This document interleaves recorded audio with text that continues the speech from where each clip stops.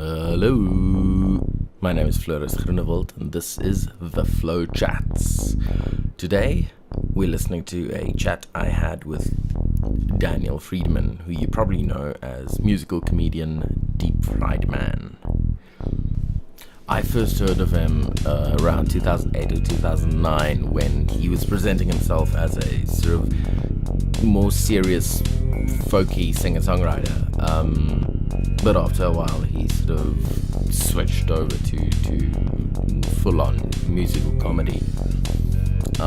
As it came up in the conversation, I just want to take a minute to read you the track list from his album Deep Fried Man Is Not Amused. And some of these songs is the first thing I ever heard of him. Number 1, catchy chorus, Come On Now. 2, Maybe My Jeans Aren't Skinny Enough. 3, No More Trouble. 4, Everything Will Die. 5, Rather Be Alone. 6, I'm Not Amused. 7, The Worst in Me. 8, Sick of It. 9, Mr. Martyr. 10, Why Try. 11, Get a Grip. Yes, it sounds pretty depressing if you read it out like that in order. But anyway, for more info, listen to the conversation. He tells us his feelings around the whole thing. Now, another thing that came up in the conversation is I tried to make a little joke about punting, an event I'm organizing. But since I already went there, I thought I'll just go all the way. So this is a reminder, go on Facebook, go on the internet, but primarily Facebook, and search for The Bride of Halloween 2 Plan B from Outer Space. That's a Halloween show I'm organizing on the 28th of October at the Good Luck Bar. If you're not doing anything that night, that's probably where you should be. My band, Gabal Klankbone, is playing, Wolfgang Marrow is playing, the Fake Leather Blues Band is playing, and the Black Hat Bones is playing. Wow. So yeah, I'll see you there. Another thing or two before we get started. This podcast is available on Apple Podcasts, Stitcher, all the things. So if you've got a podcast app or something, go subscribe. That would be really helpful. And I'm not sure how all the services work, but I know on Apple Podcasts you can go rate and review a podcast. At the moment, the only review and probably rating I've got is from myself. So yeah, it would be nice to at least have one other voice there. So come on guys, do your part. Thanks very much. Next up, here's my conversation with Daniel Friedman, aka Deep Fried Man. Yeah, we must listen because we're going to have a show specifically on Gil Huckman sent us some of his new tracks, and we also want to showcase the old Buck Fever Underground stuff and stuff like that. So we're going to do a very we feel like a lot of the stuff we've been doing since we started is quite loud. We're going to do a more chilled out show soon. And it would be cool to have the first Monday of every month we do South African stuff only. Oh yeah. And the first two we've done 90s nostalgic South African stuff. So it's time for us to move on beyond that. Find something slightly different. What's the show called? It's called Now That's What We Call Music Volume. And then we just make up a different volume each time. It's kind of the problem is it's obviously a parody of that series of that old school series of hit album things which had 1,000 million different editions, but I think we maybe did it too well because I have had some people message me saying what was that one song on your third edition in 1985? You really think that's because our only difference is now that's what we call music instead of now that's what I call music. Oh yeah. And I think we need to maybe go back to the drawing board and come up with a name that more clearly distinguishes us as a parody of that thing and not as the thing. And then we got Koos is the guy who always designs, so he's that's Van der Watt. Yeah, crazy Koos Van der Watt, who I love using because he designed for Deep Fried Man, he designed these very crazy photoshopped images of me with a six-pack and gold chains on and stuff like that. And then we asked him to do this, which he did, and it is great, but I think we also should have made him do it more kind of weird and psychedelic, because the way he has done it seems like it actually could be a cover of the original. Yeah. So it's very hard to distinguish. I suppose if you read the writing, it's kind of like a bad Zoomer joke. It's like, no, that's what we call music 300, 460, and 12. Then if you read it, you'll maybe think, what is going on? Yeah, but sort of at first glance. So either we need to talk to Chris and differentiate it more through the design, or we need a new name, maybe a bit of both. Yeah, I mean, the problem with the design thing is if someone's aware of the radio show and not the logo, they might still be confused. Yeah, absolutely. Yeah, no, you're right. Yeah, we need to get back to the drawing board. But yeah, that's like a problem with names. Yeah, and it's also, I mean, sometimes it's a problem with being too clever. You sometimes notice that you can do extremely well just by not trying to be too clever. Yeah. And then you see people who are extremely successful who always are just too clever and stuff like that, and you wonder how you get that niche, you know? Like, you know, the kind of guys who like release their album and there's only one key that you can find by going to a specific place, and if you unlock that, you get a memory stick with this and that, you know, all of those sort of like, I know Donald Glover, Childish Gambino, the rapper, is into all that sort of stuff. Yeah, and that's also like a concept I've always loved is these kind of mysteries or games or interactive stuff. But then I've never attempted anything because you need the audience first. Oh yeah, you need that critical. Yeah, if 1 in a million's gonna do it, then you need a million people to do it. So at least. I mean, preferably then you need 5 million, so at least 5 attempted or something. Yeah. So what I've been thinking of doing is I'm going to maybe send an email out to just creatives all around and maybe get something going. I had this idea the other night. I was high though. I hope it's still a good idea. Like maybe getting something going whereby like we promote specific stuff on the radio show and on our Facebook page, and then people in return share our, you know what I mean, community to kind of put the whole thing of building a community together, because I feel the problem is, and this happens in the comedy industry as well, is people are too focused on competition. Yeah. And what happened is once I did a one-man show, and there's a guy called Tatsin Konzo who is also a musical comedian, although now he's a lot more. He's like actually probably better known for his stand-up now. Okay. Because he uses the guitar, but it's not his main thing. And just before, I noticed he had a show on the same night as mine. His was in Pretoria, mine was in Joburg. I think his was in Midrand actually, or Centurion. But I saw, and then my first instinct is always like, oh no, this is now a competition, you know? And then just before his show, he put out this thing on Instagram which had his poster and my poster, and then another poster for another comedian called Celeste.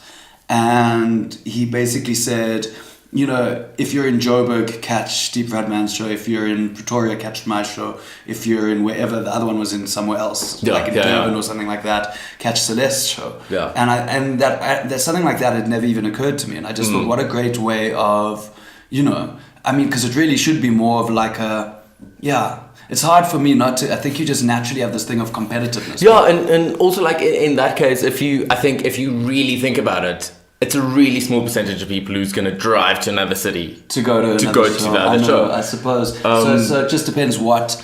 Yeah, so it is not good. But no, like I mean, I've got the same kind of thing, and it's not that I'm punting this show I'm organizing on the 28th of October at the Good Luck Bar, but I'm organizing a show on the 28th of October at the Good Luck Bar. So who's on that show?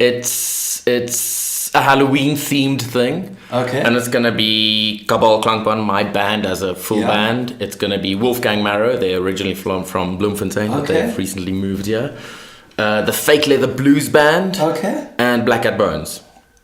That's a very cool lineup. Yeah, and it's in Joburg, and I'm really excited. And I think it's a slightly different concept to the regular rock show, because I'm trying to have it theme based and everything. But it's the same night as Alien Ant Farm playing at the Four Tracker Monument. Oh Lord! Which, when that got announced, you go, oh dear. Oh Lord! Well, I do know a lot of people who don't really want to go see Alien Ant Farm, if that helps. But no, I think when that got announced, because my dates and everything have been booked, and it's a thing. But when that got announced, the initial reaction is, oh dear, this is going to clash. No one's going to come to my thing because there's this big other thing. Yeah. But I think that also just pushed me in a direction of, let's just make my thing different from that thing. So Yeah. because the audiences won't really overlap. They won't overlap. And just market it that way to... I would be more worried if you were on at the same, like, doing this the same weekend of, say, Opikopi or something like that. Opikopi is the kind of thing where it's like things kind of come to a standstill that weekend in terms of live music gigs. But very few other things are like that. I mean, Alien and Farms are specific. But anyway, I want to talk to you about that after, because I don't want the whole podcast to become like a business conversation that people need to listen to or some kind of work thing. So, but afterwards, let's chat. Cool. But yeah, no. So I think the core point is, I think it's healthy to have a competing thing, and to, I think they through that realize what makes you unique, and what brings people to your show rather than the other guy's show, and embrace that. Absolutely. But yeah, no, we must definitely do something on this show, on our show on Mix. But we must talk about that afterwards, like I said. Don't want to stop.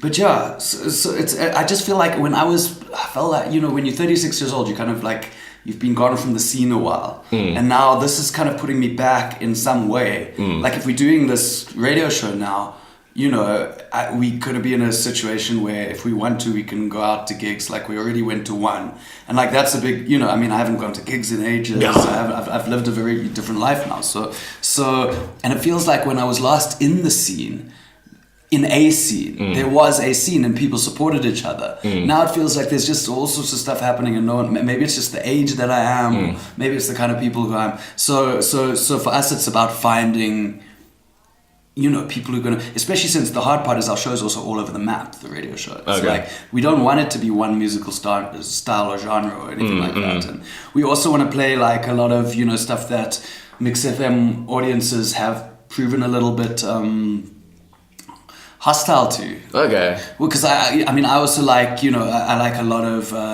you know, I like some electronica, I like some hip hop and stuff like that. But if you play stuff like that on Mix, it becomes a problem. And you know, it's a very white audience, and as a result, it's a very rock audience. I don't think there's any racism to it, but it's just that vibe of like, if you play like Hendrix or Bob Marley or Prince, then obviously you're not going to get any shit. But you know, we were playing stuff the other night because we had as our guest Johnny Cradle. So we were playing stuff like Stimela, and because we got them to choose the songs, because that's what we do when we have an interview. So, and then they chose Kendrick Lamar and stuff like that, and it's just like I've tried that sort of stuff and mix it, but I don't want it to become a kind of thing when we can't reflect that, you know, because I think it's a huge thing that people always say to me that Mix FM is a rock station, and you know, no, it's not. It's a rock station in the way that Opikopi is a rock festival. And Opikopi is a rock festival, but does that mean that rock is the only style you'll have there? And in fact, the only rock festival I've ever been to that was like that was Woodstock back in the day. And to be honest, I hated that festival because it's like a rock festival doesn't mean, I mean, festivals are more interesting when you have a variety. That's what's so cool about Opi, is that you can go up the stairs, up the hill, and then there might be like a jazz band on up the hill, and then you can go down and there's a rock band there, and there's like Mafiki Zolo over there. Like, it feels to me like pretty much anyone can go to Opi and like discover something new. Absolutely, and it's just that, and they've always been like that, you know, to their credit. Even like back in the day, like in the early 90s, you know, when it must have been harder to do that than it is now. Because I mean, as much as people are opposed to it, and you always get like negative comments on the band announcements and things, I think people are pretty open actually to finding new things and I mean, I hope so. And I mean, you know what the thing is if you're doing a radio show, you get comments, and some of them are negative, but the problem is it can get into your head, the idea that this one person doesn't like this style of music, and then you suddenly think, oh, I mustn't play it again. But it's one person, and for, you know, like, you know, there's, you know, you can't let that one person set the tone, etc., etc. We're trying to build a space for eclecticism on our show. That's what we're trying to do, and it's because, you know, I mean, Laurie, who I do it with, comes from much more of a rock background, but he's very open-minded to a lot of other styles of music, and I come from like a more weird rock and folky background. You know, like for instance, metal has never really been a thing in my world, but it is a thing in Laurie's world. And so that's why it's a good combination. And it was a very good idea bringing him in, because he makes the show a lot more a lot more mix friendly. Okay. Yes, it is. You know, it is a predominantly rock. I mean, and it's not like we don't play rock. That's the other thing that annoys me. It's like if you play, when we played our alternative 90s thing, the first one, so we were doing stuff like, you know, that was when we were young, we used to go listen to that stuff. And we just wanted to put it in context of the time. So we played Shibobo by TKZ. And, you know, the rest of the show was entirely rock. Yeah. And then that one song got this one guy going on and on about Quito. He didn't even spell it right. He spelled it Quitto.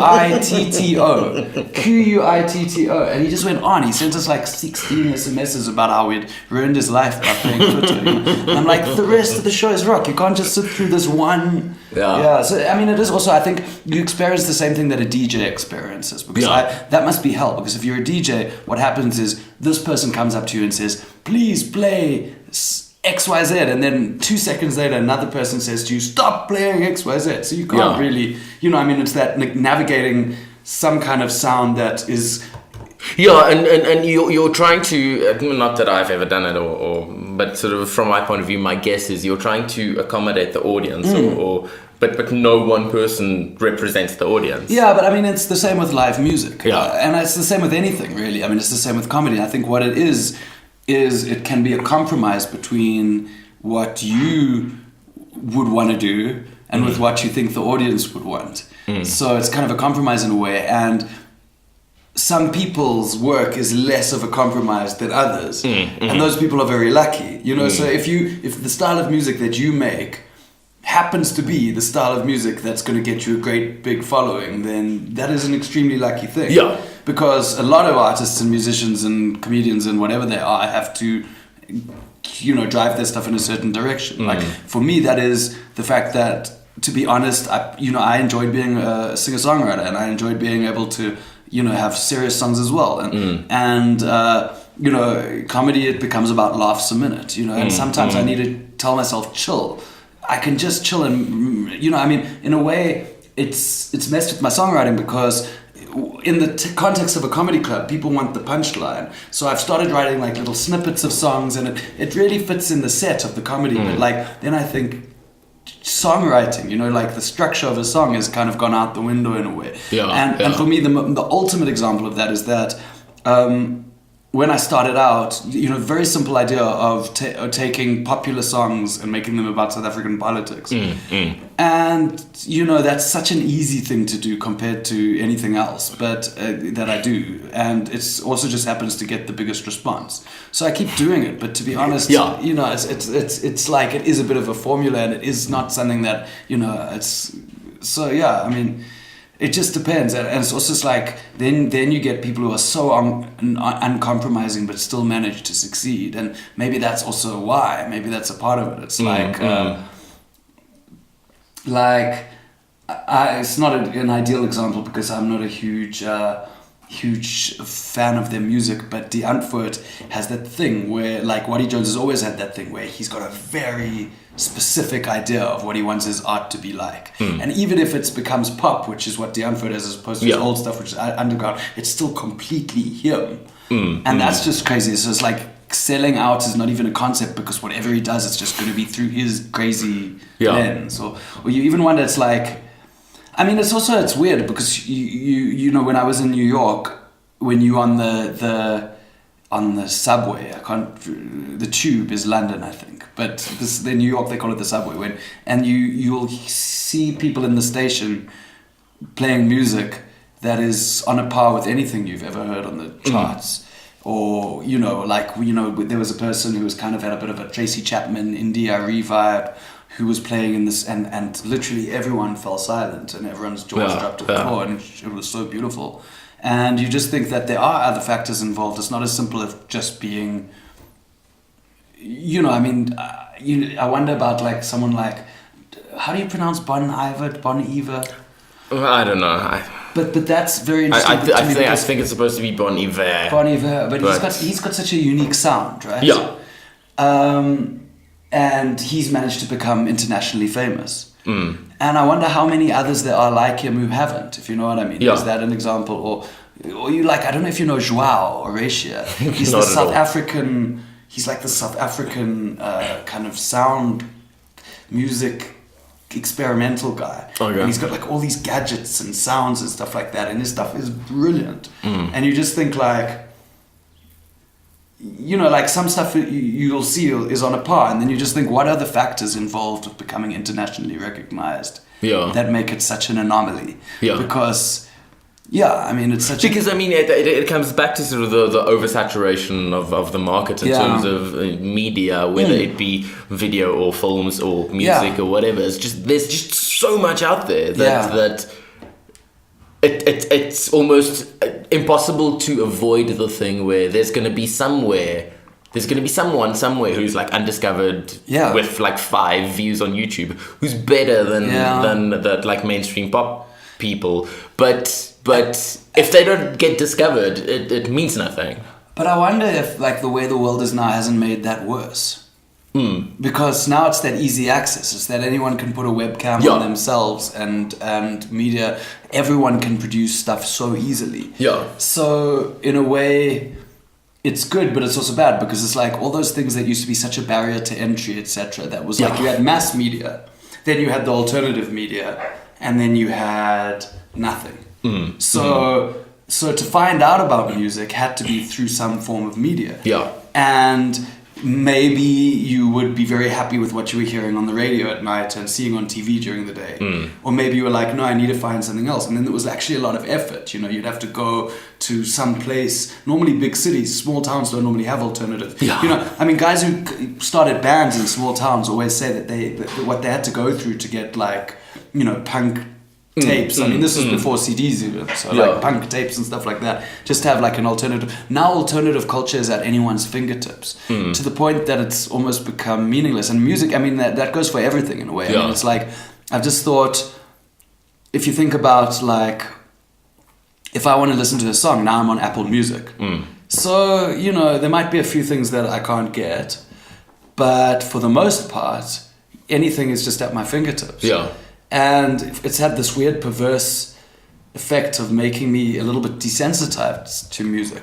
There's all these CDs over there, and I hang on to them. I used to review CDs, and I hang on to them as some kind of like bit of nostalgia or something like that. But I don't listen to them, and I don't think I ever will, because if there's an artist on there, chances are I can just find it on Apple Music. But for some reason I can't let them go, because that, you know, that was when you had to collect a CD. You had to go in and you had to take the effort to, you know, I remember I used to have like maybe 100 rand spare pocket money or whatever it was back in the day, and then you go to CD Warehouse, where CDs at that stage probably cost 20 rand. And then so you can get 5 CDs. So that's what you can get, 5 CDs. So you have to make damn sure that every single one of those CDs is something that you're going to cherish. So then you'd sit there and they'd have these listening booths, and then you'd listen to it, and then you'd also know, I mean, there'd be the bands like, you know, I mean, this was the 90s, so it would be stuff like Violent Femmes or James or Nirvana, or, you know, it's like Blind Melon, stuff like that, you know. And then I went through it, but it's like, the amount of effort that you put into the way you valued music. And it's like, I'm not, you know, I sound like someone who's against technology. It's just made it into something different in a way, but it has. And it's also the good side to that I've recently also thought about is there is stuff that I would never spend money on, but since I've already got a subscription. Oh, that's also true. It costs me nothing to That's also true. That is also true. So now, the subscription-based model is a very good thing, because it's changed. I mean, before there was no reason not to pirate. Now I feel like morally, now I can justify. In a perfect world, everyone is a member of a subscription service, and that's how they get their stuff. And then in turn, the artists get paid that way. Sadly, it doesn't seem to work that way, because I think mainly because the companies themselves take such a huge cut, and it's not equitable. But at least like it's a big change from when, you know, there was a long period where people had lost interest in buying music, but there was no alternative. No, so like I'm also thinking stuff like that, and Netflix and things in terms of movies. Just like I think means the end of the huge piracy boom.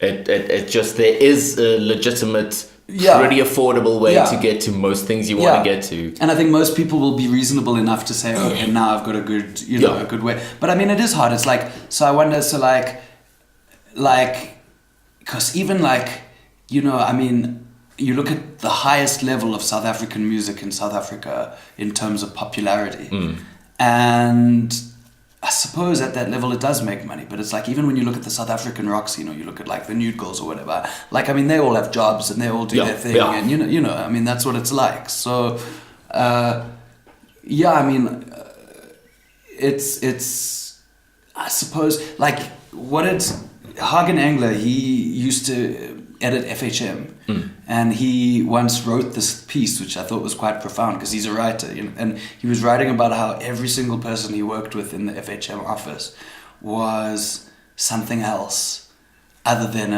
no one was there because they were like, I love making this magazine, yay, let's make this magazine. You've got Hagen, who publishes novels.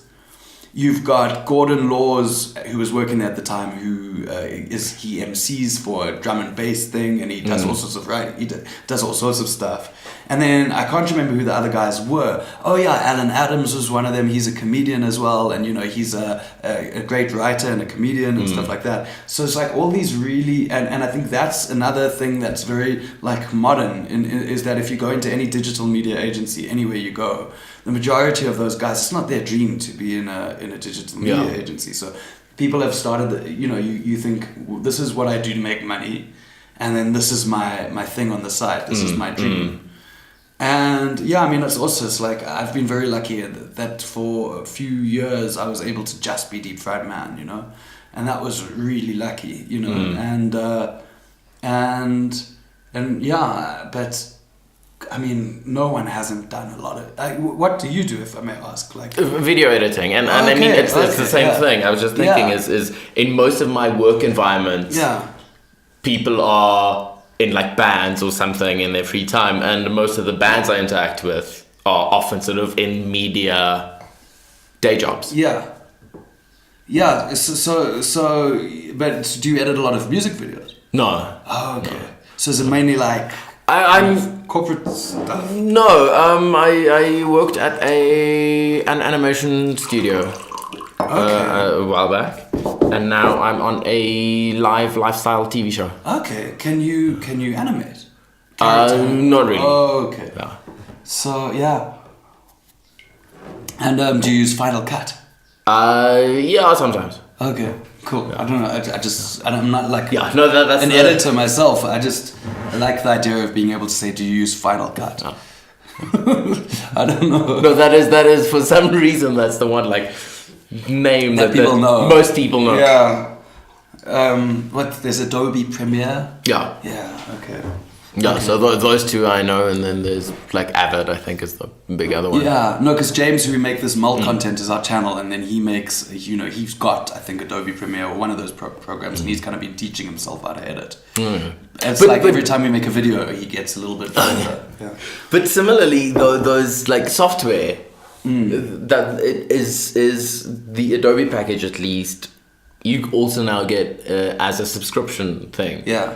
I don't think they sell it anymore as a like once-off thing. No, yeah, it's you get the package, and now it's on the cloud, right? Yeah, and it's like a monthly fee, and then you get like live support and cloud services and whatever. But I also think that's a much more sustainable way of doing it, which means if you start out a small business, you don't need a ton of capital. Yeah. You can just like you can just get the license, and then it's on the cloud, which also helps because now the whole thing of like your system crashed and you lost everything. Yeah, no, that's also cool. I used to have quite a few pirated Adobe things. They've actually really done well. You know, because they've really developed a model now where it's much harder. You need to put a lot of effort into pirating this stuff. No. And also, I think similarly, it's less worth it. Yeah. Or less necessary. Yeah. Because if you're like a hobbyist or something. Oh, yeah. A couple of years back, there's no way you could afford the like thousands to buy the software. Oh, yeah. I mean, like, I'm that person. You know? And I feel like download Photoshop and spend like 2 days learning how to do Photoshop. For what reason? And then I'll never use that again. Or like maybe, but like weirdly, like if anyone would like put a gun to my head and say deep etch that, then I'd be able to deep etch it. And for some reason, like I don't know, but like there is something to be said. I've always admired people who have like one thing. Just one thing that they do, and that's all they can do, but they are so good at it. Yeah. Because I'm all over the place, and I've always been all over the place, and I think, it's struggle to finish things and stuff like that. And I once met a guy, and I can't remember like where or who the guy is or whatever, but I found what he said fascinating because it's a like a first meeting kind of thing where you exchange, what do you do for a living kind of thing, and I can't remember what he does for a living, but he had like this list of things he does. Yeah. And we were like, that's like weird. Most people go banker or journalist, or you have one word title, that's what you do. And when we reacted to it, he said he believes in his philosophy is jack of all trades, master of one.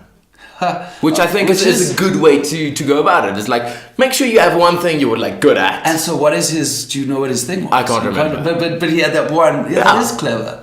Jack of all trades, master of one. There's a comedian called Carl Joshua Ngube from Zimbabwe, and he's kind of the equivalent of that. Okay. And that is like, every time I see something, I learn, he's got more, like he's a chef, but then he's also like a celebrity chef in Zimbabwe, like he has a cooking show, and he's a comedian, and he's a motivational speaker, and he's a designer. He like does all his own posters. It's insane when you meet someone like that. Yeah, and I also think the design your own posters kind of thing is if you can use different skills to build up one thing, that's also like really useful. Yeah, Dusty Rich. Or if they complement each other. Yeah, Dusty Rich is another example. Amazing illustrator and comedian. Like one of the best. He's moved to Australia now, thank God, because I wasn't getting any gigs. He was cutting into my gigs. And he was in Joburg. No, he really is. He's like a phenomenon. And he's got the skill to design his own posters and stuff like that. And in fact, the skill to design Trevor Noah's posters, which also doesn't hurt in terms of like... No, if you've got skills to sort of build your own thing and you can also like make some money on the side, that's the best way to go. But so your comedy, you started out, I mean, you mentioned being a sort of more serious singer-songwriter. I was. And I think that's the first stuff I heard of yours, is like just plain singer-songwriter stuff, but I think there was like a slightly funny side to it. Yeah, I think the first album, I was 22 years old, and it was an extension of what I used to do at Rhodes, which was I used to just play an acoustic guitar. That stuff back then I would describe as like lo-fi kind of punky, folky, comedy-ish stuff. And I didn't take it particularly seriously, but I got a kind of like a bit of a following at Fireside Jam, which was the acoustic session, because I had a song that if you think about it, was a comedy song, but it was called You're So Boring. And it was basically like a roast of all the different subcultures at Grahamstown. And it ended off with a verse that was about me and about how I'm also so boring. Which kind of brought it on home. So it was like all about, it was about like the jocks and the goths and these guys and then that guys, all these different, and then the chorus went, you're so boring. And so there would be like requests for that sort of thing. And then when I got back, I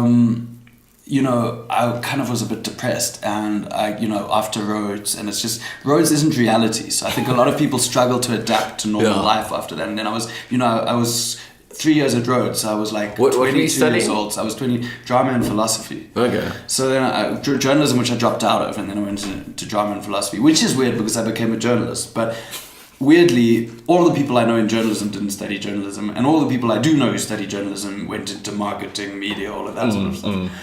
But now I'm getting distracted. So I was 22 years old, and I was back in Joburg, and I was depressed, and my mom said, well, you better do something. And so I put together an album. And then I was like, I wanted to play the songs live.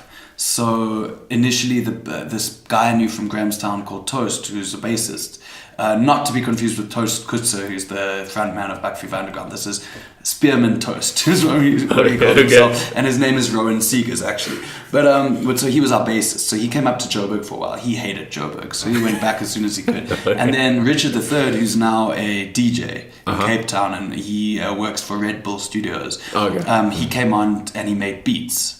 So initially I said, can you do some remixes? And then that turned into, he made this stuff, and then he was like, well, I'll play it live for you. So we became a band in a way.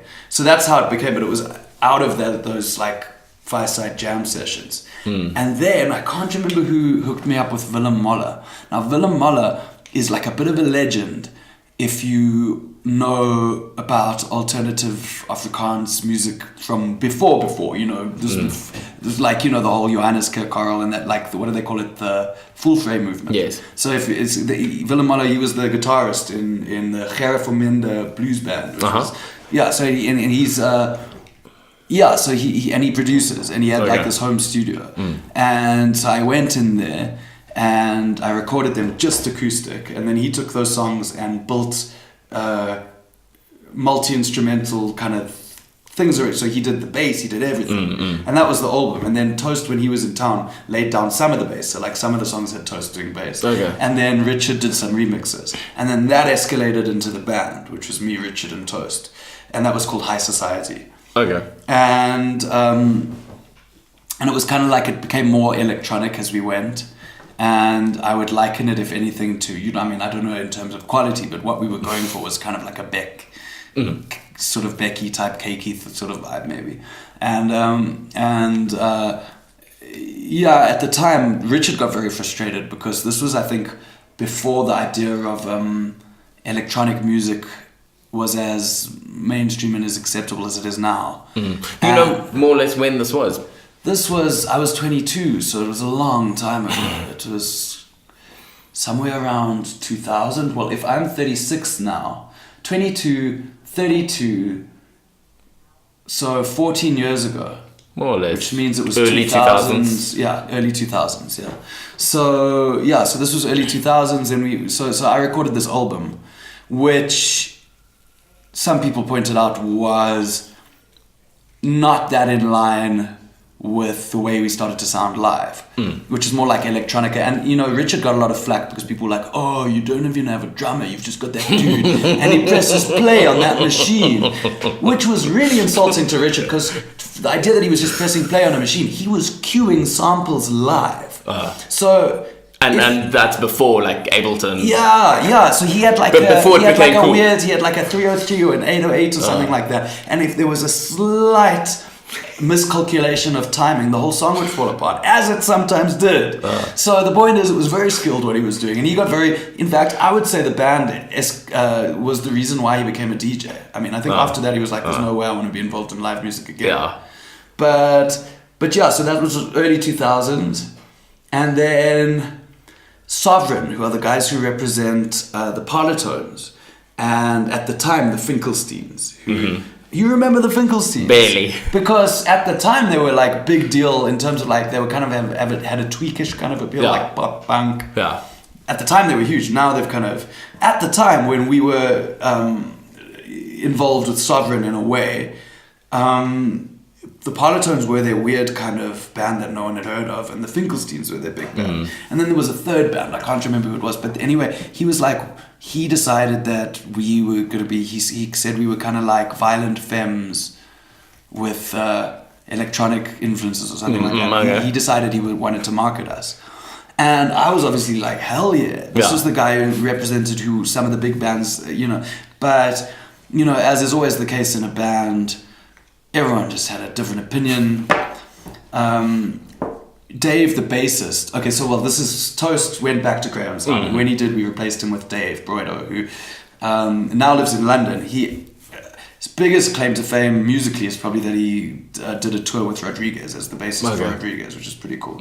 But he said, no, we can't sign this contract, is bullshit, blah blah blah. I was just like, I want to be famous. I want to be, you know. I was like, who cares about the details?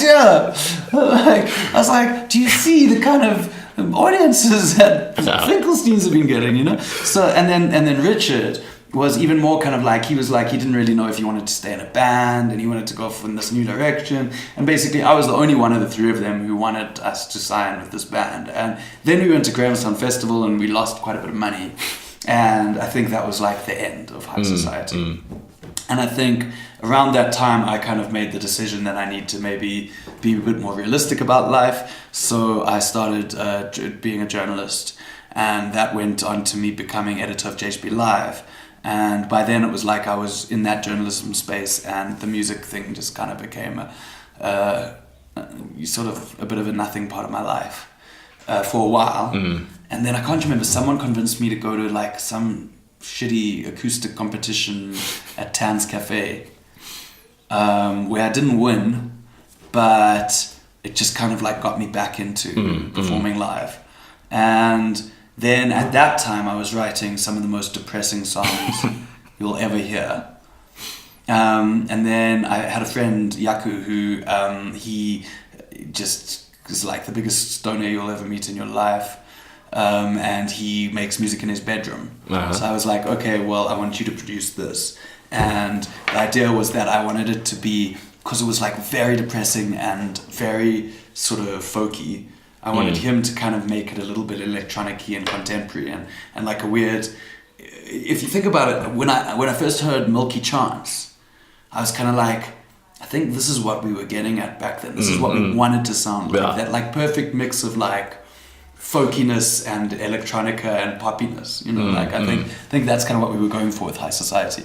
But like, yeah, this album that Yaku made in his bedroom, and Yaku always apologizes for it because he says that he did a shit job producing it, which I don't think is true. But I think the thing is, Yaku was very good at instrumentation. He's a good musician. He was very good at melodic lines and stuff like that. What we needed is another ear in terms of mixing. We needed it to be mixed and mastered properly. So I don't think it's a bad album from an instrumentation point of view, but I think what he's apologizing for is that it didn't sound the way it should have sounded, but that's really not his fault. I should have taken it to be mastered, etc., etc. And I think if I took that, if he still, probably not. I mean, Yaku loses, like Yaku I don't think has a single piece of music he's ever, you know, his hard drive's always crashing and he always just loses everything. And I'm always like, dude, maybe you should back up next time. And he's like, well, whatever.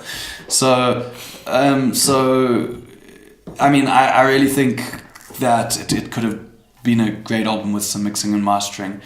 I like it as it is as well, but I don't think it was very... We got a song on the SL CD, but then I worked there, so I don't know if that counts. But that was like the only sort of...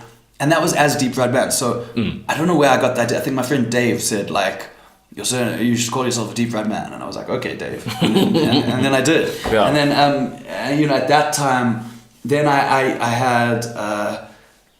James, who now makes the videos with me, he became my bassist. And Ade, who's a Nigerian drummer, became my percussionist. And we went on like a mini tour all around South Africa, but like to backpackers. We played in backpackers. And we got it sponsored by Baz Bus, so we didn't have to get transport. And that was like the beginning of the second musical thing that I did. So that was Deep Fried Man, and that's how he started.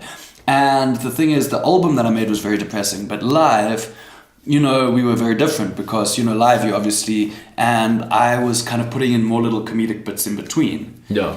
And I think that was around the time, you know, Flight of the Conchords came out. Okay. And which gave me an idea that I wanted to do comedy music. Yeah. So I started kind of bringing that stuff in. And also we did a lot of wacky covers, and we did a lot of medleys. So like I had one medley of 90s kind of rave songs like No Limit and stuff like that. And then I had one of songs that it's inappropriate for a man to sing.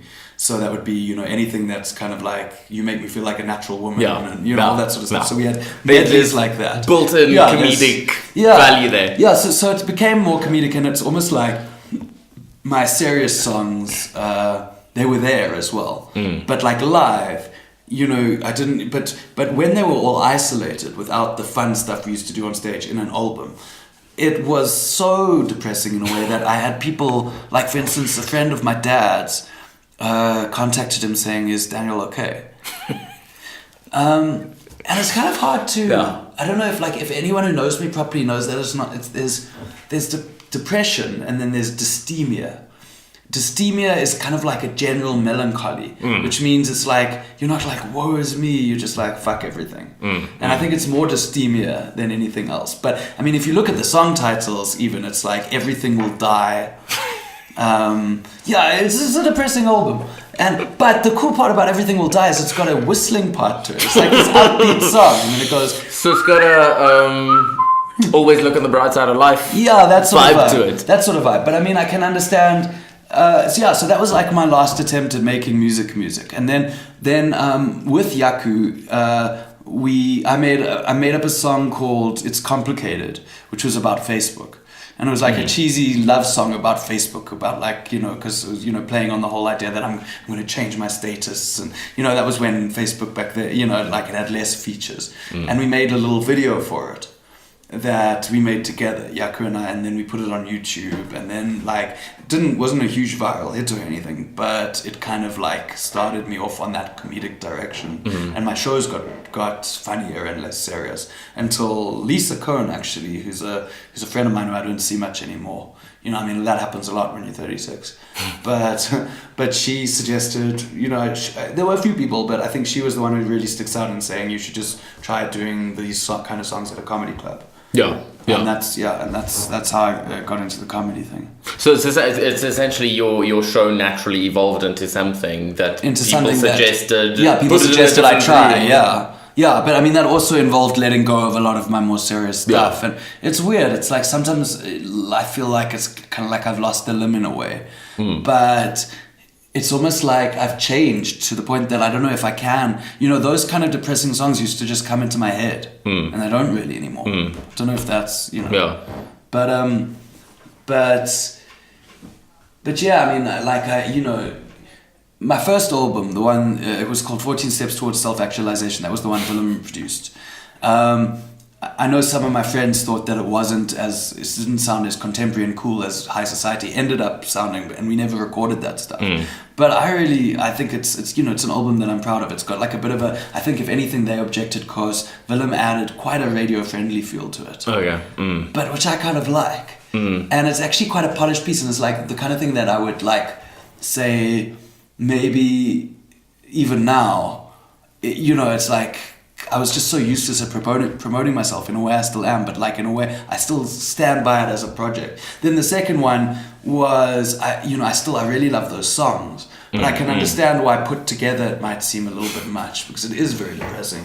And that was when I was back from overseas. My relationship had fallen, was that like that sort of it was like that kind of I wasn't in a great space when I recorded that album. So, but that album, I'll say, is not a perfect product at all. It really needed to be remastered and stuff. But that's it. I really do love what Yaku did for it. It's like he had this really like lo-fi electronica synthy thing going on. Like he added all these cool synths and stuff. I really loved what he did. His melody lines were amazing.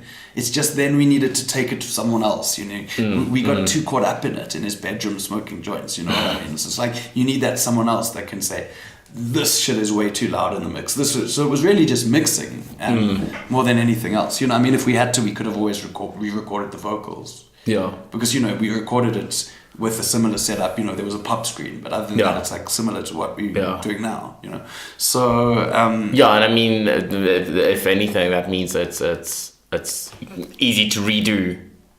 Yeah, but if there's something that's just redo or spend a bit of money that you didn't spend in the first place. Yeah, so I guess I think that's what I always say to Yaku, is to stop kicking yourself, over this thing, like how somehow you messed it up. It was like I didn't have the wherewithal to go and get it mixed and mastered properly and spend a bit of money on it. So.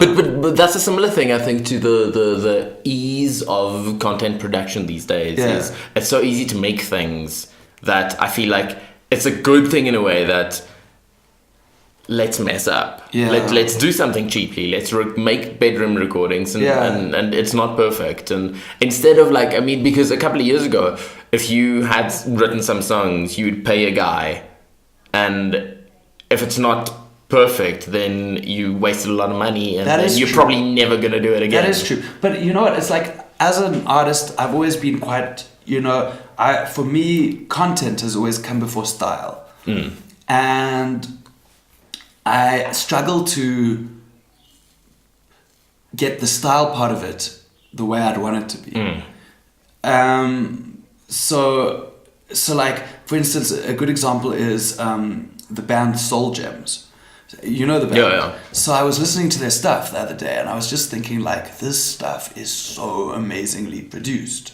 But it's well produced in the same way as, like, you know, like Radiohead album or something like that, where sonically it's a masterpiece.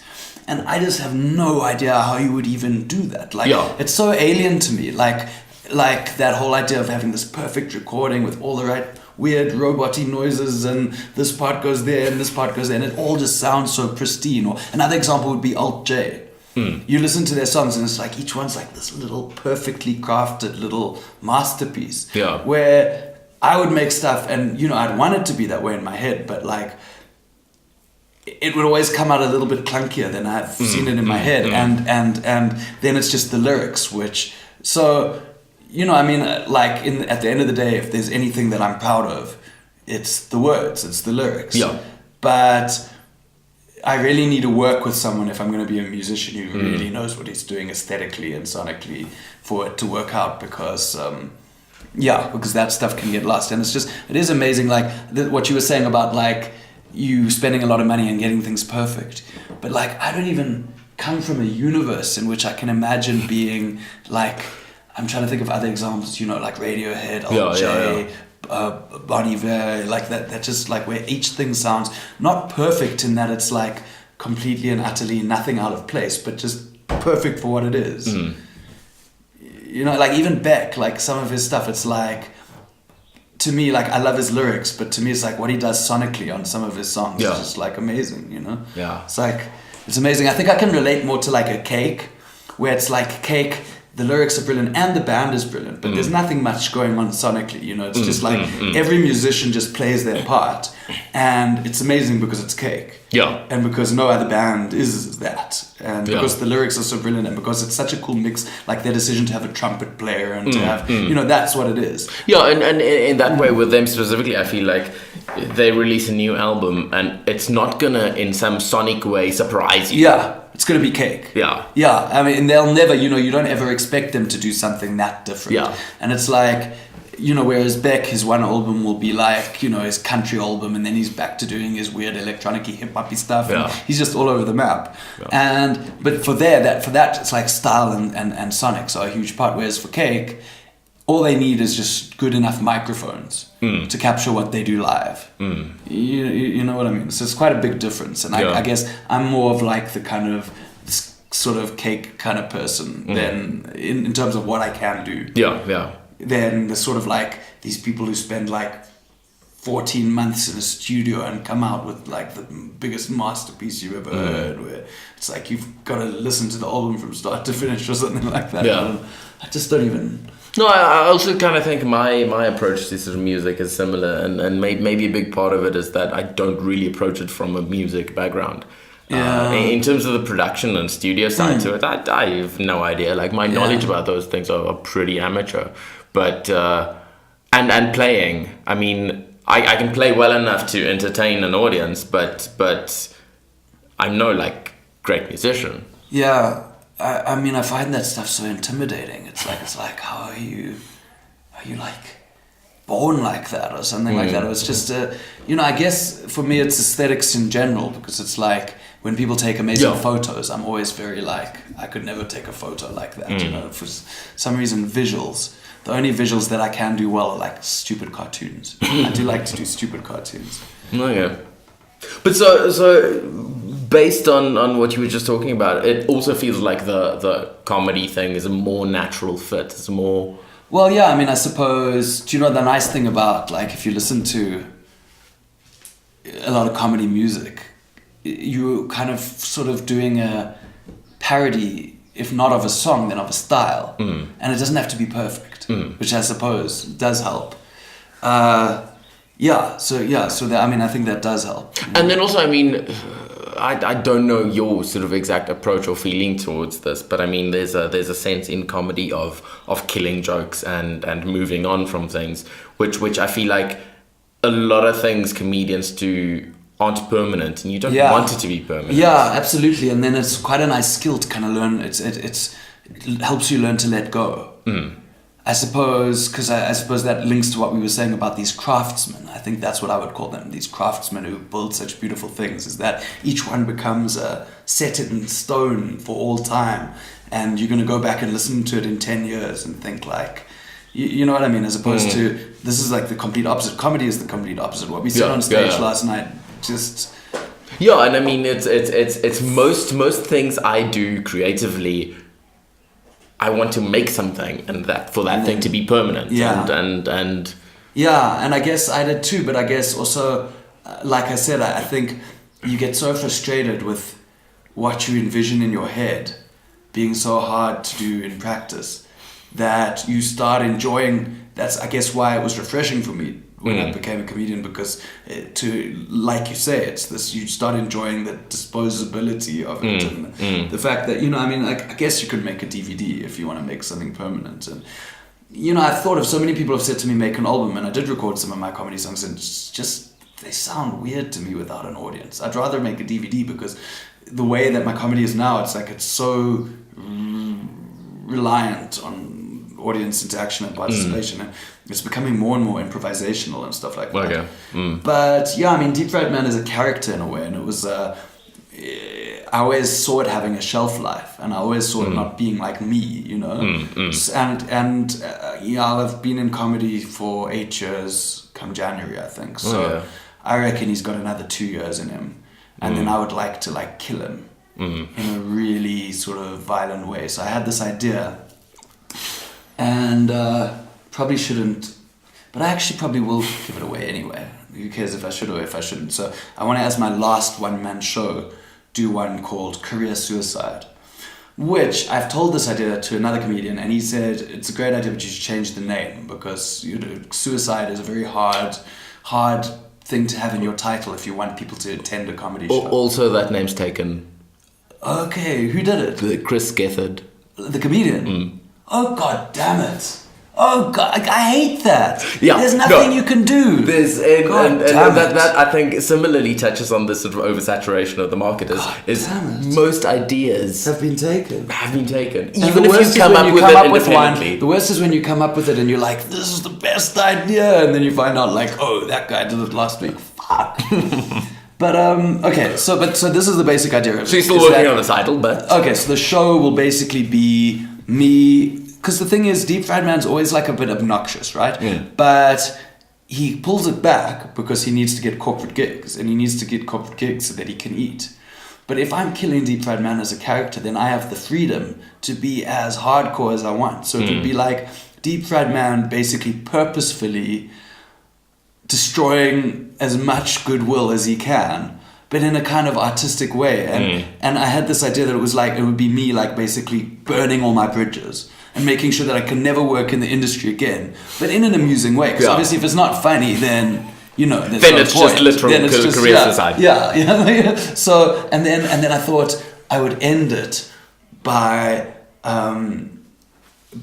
like. Well, so my first idea was just to mimic hanging myself by the end of it.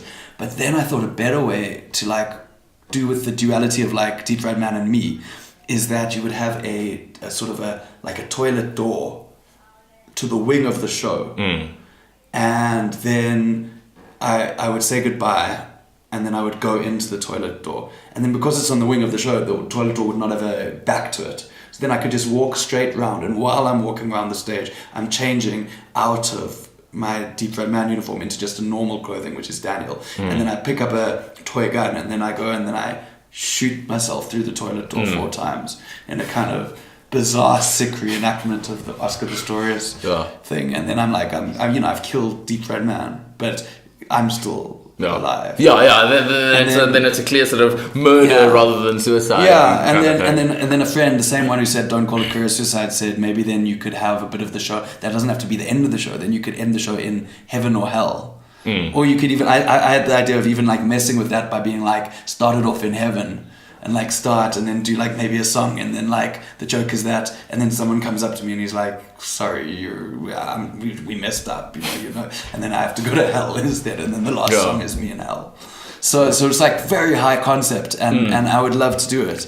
But so maybe 2 years in. That doesn't mean I won't. I might do, because at the moment I've been going to a lot of comedy clubs and well, not a lot. I've just started and doing sets without my guitar. Okay. So I'm trying to learn stand up, and then but I've been asking people to introduce me as Daniel, and I don't wear a hat or anything like that. So who knows what I'll do performatively after Deep Fried Man is gone, but it'll actually be a huge relief in a way, because it will mean that I'm not stuck in that, if you know what I mean. It's like, it can become quite limiting. I think the things that made me a novelty at first have come back to bite me in terms of how limiting they are. It's like when people are like, oh, he's the little guy in the guitar and the guitar and the hat, it's kind of like, I actually don't want to just be that, And I suppose that's why at the moment in my life, my biggest priority is to work on things and to become creative in other directions other than Deep Fried Man.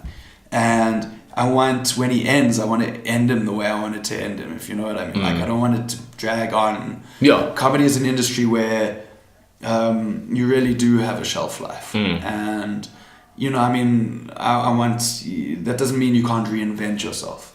But I guess that's what I'm looking for, is some kind of reinvention. But no, that also reminds me of Quentin Tarantino.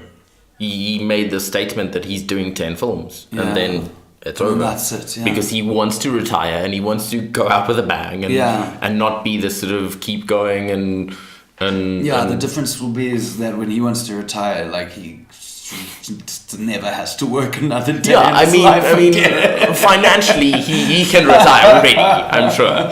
But it is a great idea. I saw this thing. But I mean, even if it's not the whole you retiring, but you retire a certain project, or you it's like I think there's something nice and appealing to finishing something. Yeah, and I hope I actually managed to do it. Did you see that thing that was online about, it was all the different directors, and they did like recipes through the style. It made me think about, what was it, Quentin Tarantino's pancakes or something. And then there was Wes Anderson's, I think his were the pancakes, but it was brilliant. And I also thought that just ended too quickly. I wanted more examples. They should have done David Lynch. I don't know why they didn't do David Lynch. Imagine how spooky a David Lynch recipe would be. Tim Burton. Tim Burton is such a great parodiable. Parodiable. You need big guys. Like even Tarantino and Wes Anderson are good examples. And then there's that Mexican guy who I didn't really know, but then I googled his stuff, and he does seem to have a very specific style. He was the third. There were 4 guys in the series. And one of them was like a guy who was not that famous to me, but he did Why Tu Mama Tambien. But then he went on to he did like a Harry Potter movie and stuff like Alfonso that. Cuarón. Yes. So, but they obviously pick guys who've got their trademarks. How, speaking of that, how do you go about picking like songs to like parody or not necessarily parody, but to look for a link. But I think the thing about comedy is that it's I play to I don't play to a niche audience. I play to general South Africa, which means that I choose songs which I don't listen to. I think a good indication of whether it will make a good parody or not is, do I hate this song? If the answer is yes, then probably. And you're off to a good start. Then you're off to a good start. Because first of all, even people who hate Taylor Swift will know that Taylor Swift song that I'm doing.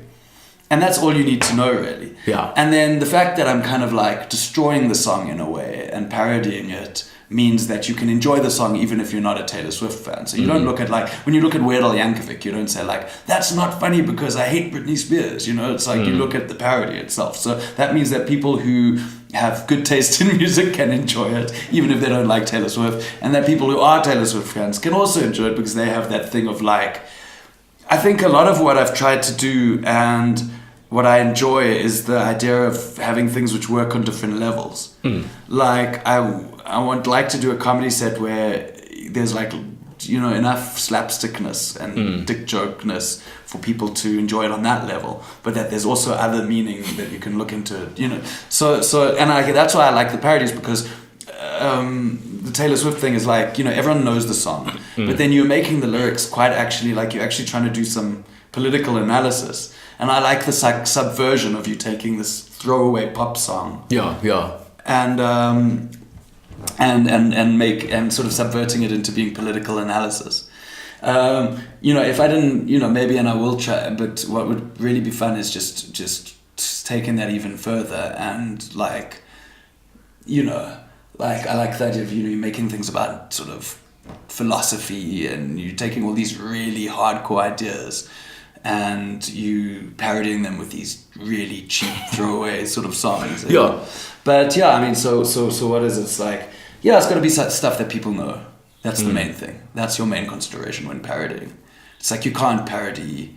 I mean, and I have, and it's failed miserably. Like, for instance, there's I'm a Bruce Springsteen fan, and on the album The Ghost of Tom Joad, there's the song The Ghost of Tom Joad. And I don't know if you know the song, but it's like just a sort of folky kind of ballady thing. And so, I don't know, I was like, Bruce Springsteen's a big artist. And so I wrote the song The Ghost of Jon Snow, because I don't know where you are in Game of Thrones, but this I haven't watched it, but vaguely familiar with. So you're not going to hate me for giving you spoilers in case you watch it one day. So basically, a few seasons ago, Jon Snow died. And then the whole debate was, is he going to come back to life or not? So then I did The Ghost of Jon Snow. And it was a very faithful parody of Springsteen's The Ghost of Tom Joad. But the first thing James said when I went to him to record it is, he was like, "Oh, The Ghost of Tom Joad, that song by Rage Against the Machine." So it turns out they did a cover of it. But then I listened to the cover and it's unrecognizable. It's like a different song. It's got the same lyrics, but like they make it like a very Rage Against the Machine kind of funky, rappy thing, whereas the original has got like... I mean, I haven't heard that song from them, but I'm guessing it's the same as their Bob Dylan cover. Yeah, well, that's what I was saying, is that I guess even more than Cake, which is what we were talking about, they're a band where, every song they ever put out is going to sound vaguely the same. Yeah, even if it's a Bob Dylan cover. So then we put this video out, and it was just like, you could tell the people who knew the Bruce Springsteen song and were Game of Thrones fans loved it, but that was a very niche. That was a very niche thing. So I guess that's it. If you want to do, you've got to think what would Weird Al do. That's a good. He's kind of like the patron saint of musical comedy, and it's like, and what I like about him is that he started off really simply, and that's because in the time. Back then, the novelty of taking someone else's song and changing the words was still enough for, so he would change "I'm bad" into "I'm fat." So like Michael Jackson's "I'm bad" becomes "I'm fat." And it was all about food, and it was all very silly. To the point that what a cool story is that when he decided to do Nirvana's "Smells Like Teen Spirit," apparently he phoned up Kurt Cobain, because he used to always do that. He used to phone the artist for permission. And Kurt Cobain was like, and he was like, "Oh, I want to do a parody of your song." And he explained it, and Kurt Cobain was like, paused, and he was like, "Yeah, you can do it." And then he paused again and he was like, "You're not going to make it about food, are you?" And so then Weird Al Yankovic said, "No, it's not about food. It's about how no one can understand what you guys are saying." And so he said, "Cool, then go ahead." And apparently they loved it. But he started off and all his stuff was so simplistic. But if you listen to his most recent stuff now, it's gotten quite complicated. He's got like one of Blurred Lines, which is all about grammar. It's actually brilliant, and he's got Foil to the tune of Lord's Royal. Oh yeah. Which is also very clever and very funny. Like his new stuff's actually brilliant. But so you've got to take big songs. Occasionally there'll be an overlap about which song I like and which song I'm parodying, if you know what I mean. But it's very rare that will happen. And yeah, it's I want to maybe, I don't want to say like, I say things like I don't want to do the XYZ anymore, and then I just end up doing it. So I'd rather not say I'm not going to do parodies anymore, because maybe I will. And I would be lying if I said I don't find them fun. But the feedback, one of the people at my last show in Grahamstown was like, all he does is political parodies still, and like, part of me took that quite part of me was quite defensive about that, but then another part of me was like, well, maybe that is still too big a part of what I'm doing, you know? So so I need to find other avenues. But yeah, like I had the dates. So I had a parody of, it was called the ESCOM Megamix. Yeah. And it was about load shedding. And it's like sometimes you stumble on a song which is just so perfect for the context of South Africa. Like for instance, Doobie Doo in South Africa is such a song because it's so recognizable. Everyone knows it. And at the same time, it's like there's something about using a freshly ground song as opposed to using a Kanye West song or something like that, which is just cool, you know, like which I less enjoy. So like occasionally there'll be one which I like. I'm like, I enjoy doing a parody of that song, but for the most part, I'm actually thinking of destroying. And in fact, especially in the beginning, I don't know if it was a purposeful trademark or not, but then I would do a song based on how I thought it sounded in my head.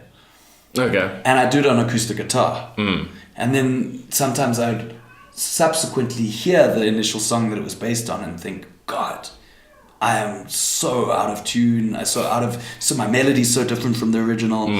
The biggest example of that is I did an acoustic thing where it was like very stupid joke, and that's kind of like, it was more where I was when I was starting out, when things were more simplistic, and as a comedian, and it was basically a parody of Sade's Smooth Operator, about the guys who man booms, called Boom Operator. And that especially when I listened to the song, I was like, I don't know if it could sound any less like the original, but somehow it works based on just that last line, which connects it to the song. But so that was really my thing at first, is that it was like parodies of songs which sound vaguely like the original, but enough for you to kind of like get where they're coming from. And I've kind of stuck with that in a way, you know. I mean, it's always me and an acoustic guitar. Yeah. It's always quite different, you know. It might be in a different key. I always kind of like make the chords simpler than it probably is, you know. So, but that works. Well, yeah, you know, if it works, it works. And, you know, I mean, because it's like you said, it's like this day and age, you know, it's like when Weird Al was doing it, the only way you could do it was to make proper albums and go on tour, and he would have a full band. Whereas now, you know, you've got the luxury of maybe not having to, you know, like, and also people are like a little bit, you know, they've heard parodies of songs which are perfect musically. So it would be such a mission to make it like that. It's just easier to make them rough and so different from the original. And I mean, I think it comes down to if it works and if the audience gets it. Yeah, you're capturing like that hook of the song that makes it memorable. And you'll find that like a lot of people don't even really know. It's like, which is, again, I mean, if that means it's operating on a level where the link to the original song isn't that important. Yeah, well, I mean, I think, you know, I mean, it's by no means a foregone conclusion that everyone in the audience has heard the song. In fact, it's probably a safe assumption that a certain percentage of the audience won't know the song. So they still do work. They still do work. So you have to make them work on that level as well. You know, you need people to be able to laugh at it, even if it's not you know, people can't just be laughing at the fact that it's to the tune of Taylor Swift. Yeah, and I mean, that's also not going to be sustainable. Yeah. I mean, that's going to be funny for the first verse, and then we're out. Yeah, no, absolutely. But but it's also, you know, you can't always assume, like sometimes I've made a mistake of assuming that a reference is a reference that everyone will know. And even the biggest stuff in the world, and I'm talking about, like, you look at, Despacito is a good example. That thing has more hits than anything else on YouTube. It's like in the billions of hits. Billions of people are watching this thing. And yet, it's not that hard to find someone who's never heard it. Yeah, I mean, I only heard it, I think, 3 weeks ago. Yeah, or so, yeah, which is exactly. like, I missed it. Exactly, somehow. and I, you know, and I think it's, you know, I mean, especially if you're a little bit older, it's, you know, either because you're cool or because you're old, you are a little bit out of the realm where you'll hear these things 7,000 times a day. Yeah. I mean, James, because we made a video of it, we basically made it about the secret ballad, and it was to the tune of Despacito. And James, when I told him about the idea, And I sent him, and he was like, because he had just been in Colombia, yeah. and he was like, "Oh, this is that song they were playing everywhere in Colombia." so he had heard it, but it's like, yeah, it's actually easier to avoid these things than you think, and that's another thing, is that the ones that work better for an older audience are the ones that are, like if you go with something like the Beatles, then that's a very good.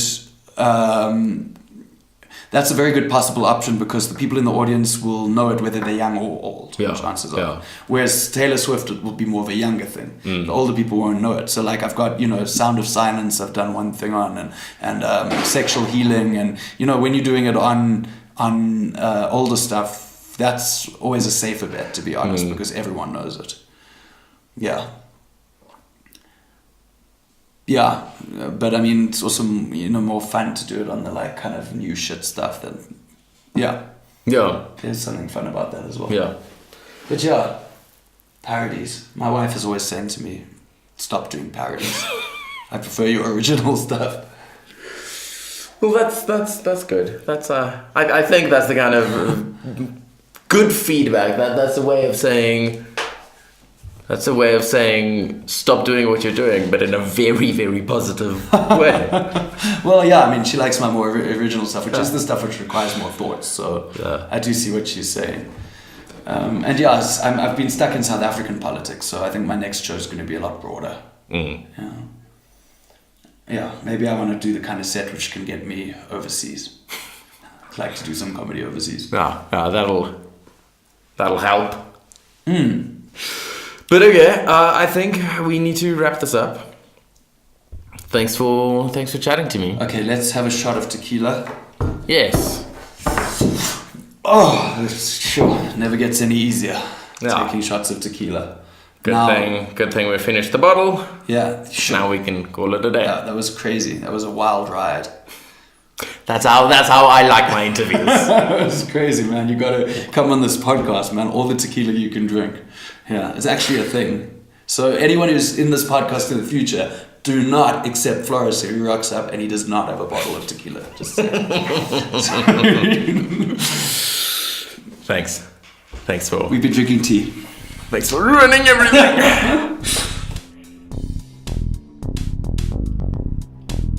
That silence is the sound of me shrugging. Daniel hosts a show on Mix FM every Monday night called Now That's What We Call Music. You should probably check it out. It's pretty cool. Also, he's Deep Fried Man. Find him on Facebook and all the things. Lastly, thanks